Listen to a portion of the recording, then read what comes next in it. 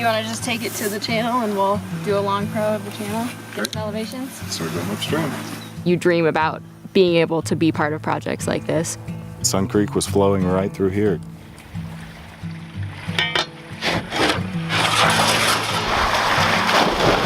Not anymore. Today its water is sent elsewhere. The creek is a blocked artery. Fish have been lost from the landscape for over 100 years.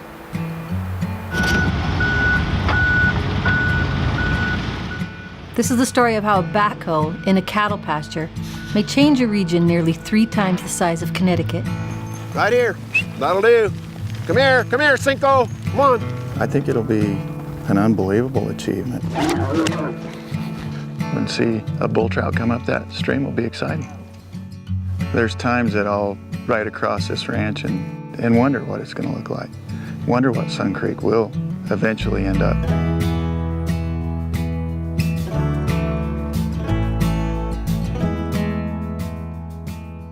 Sun Creek emerges in Crater Lake National Park on the flanks of an ancient volcano, sacred to the Klamath tribes, my people. We call it Jiwas. This is the deepest lake in the United States. Historically, Sun Creek ran from the slopes of Crater Lake down to the Wood River. In the late 19th century, the creek was harnessed as a water source for ranch land and disconnected from the Wood River. The tail of the creek, its last few miles dried up, disappeared, isolating the stream and its fish from the other waterways of the Klamath Basin. We'll have the mouth coming out just about there.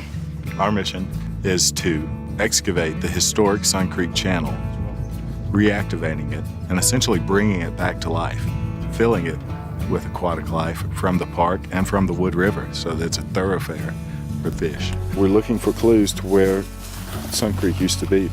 What these thick, dense sedges show you is the location of the historic channel. The water table here is just a little bit higher. The surface elevation is just a little bit lower.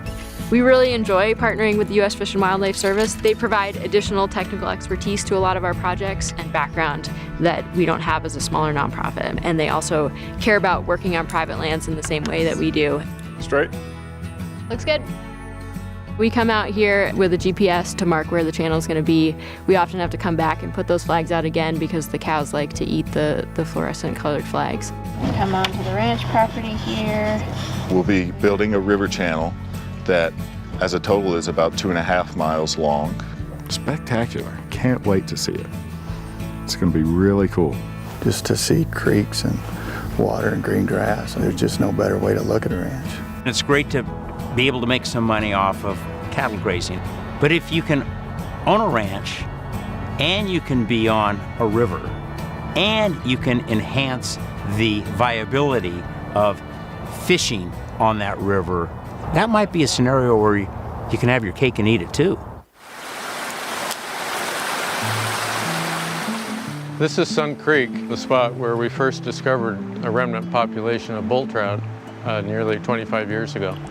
These stunted fish may not seem worth a second look, but they would grow much larger if only they were free to seek richer feeding grounds in bigger waters. Bull trout are the top predators here, like grizzlies in Yellowstone. Bull trout are the only native fish to Crater Lake National Park, and Sun Creek is the only stream where they occur today in the park. The thought of reintroducing a migratory fish to fill that ecological role is just a thrilling opportunity. These animals are symbols of our national heritage. Without them, we lose part of what our nation is. The Smithsonian Institution guards a mummified specimen of a young bull trout collected from the Klamath in 1876 when they were plentiful. Human encroachment has squeezed them. Bull trout are now a threatened species. One risk of an isolated population like this is that they're exposed to catastrophic disturbance in the watershed. A wildfire could come through and wipe out the Sun Creek bull trout altogether.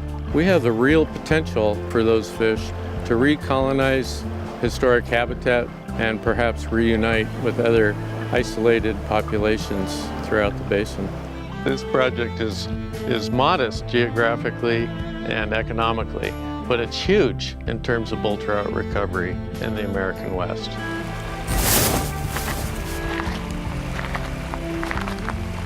We start at the downstream end and actually crawl up and swim up the entire stream and count every fish that we see.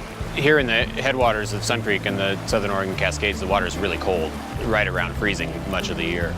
And bull trout need cold water to survive. Sun Creek may be one of the last places that bull trout can persist if stream temperatures warm over time. I'm interested in the movement of bull trout in Sun Creek as they recover and as the population expands.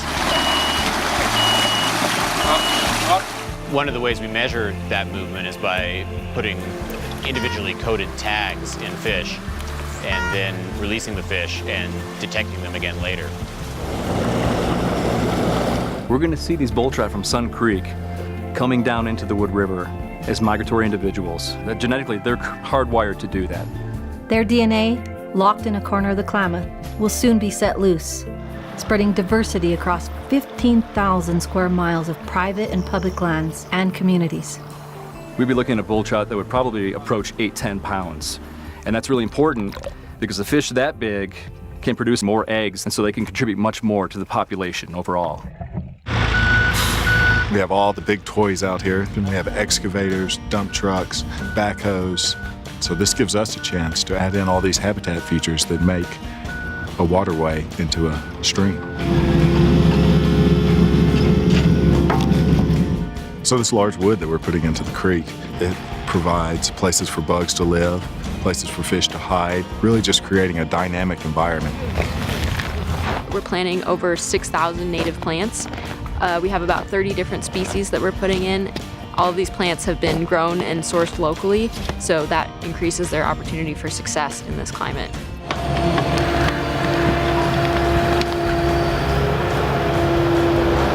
A few last swipes of an excavator, and water surges, reclaiming its ancestral path. If you look at this project as a 2.5-decade orchestrated composition with many fine players, what you're witnessing now is the final crescendo.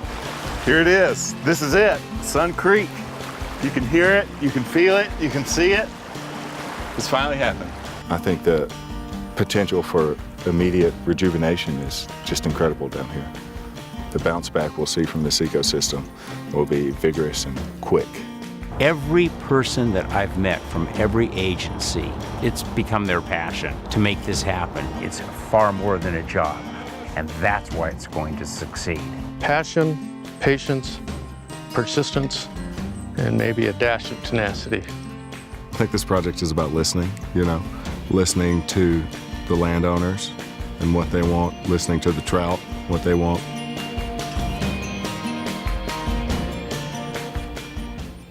Come down to my ranch on Sun Creek and see what cooperation can do. I would do it again in a heartbeat.